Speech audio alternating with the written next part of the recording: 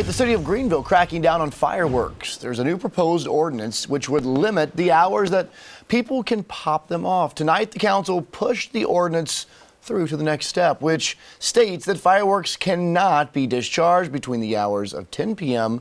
and 9 a.m. So the city council here saying this proposed change comes after several complaints. Fox Carolina's Kayla Convoy joins us live outside City Hall with more on this story tonight. That's right. The council and the city attorney both agreeing this is a very middle of the road approach. They say it's not too harsh, but also gives them some bite with set ground rules on how to handle fireworks in the future.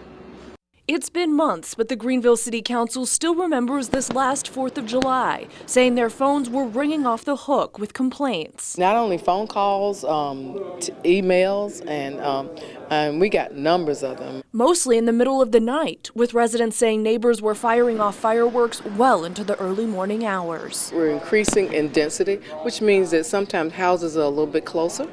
As well as communities have large number of properties, and oftentimes when you get that, then you've got to work on those things that may disturb communities. So Councilwoman Lillian Fleming started looking into an ordinance, and the city attorney began calling around to see what other cities do about late night fireworks. Some cities ban them altogether, others have no regulation, and this is a middle of the road approach that we chose. The proposed ordinance would ban fireworks between the hours of 10 p.m. and 9 a.m. But during the council's first reading, they voted to add in a small change, making an exception on July 4th and New Year's Eve, pushing the time to 12:30 a.m. If we're going to get calls on it is a holiday for 4th of July and for New Year's, that we need to put something that does allow them to celebrate, but doesn't allow them to celebrate all night long. Because of state laws, no one can be criminally punished for breaking the rule, but it does give the city some teeth in the game. Basically, you would get a ticket and you'd have a fine, but you would not be charged with a crime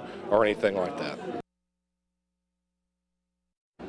This ordinance will have a second reading before it's voted and becomes official. And tonight, the city council saying it was really important to get this vote in before New Year's Eve. Reporting live in Greenville, Kayla Convoy, Fox Carolina, the 10 o'clock news. Kayla, thank you. And the proposal to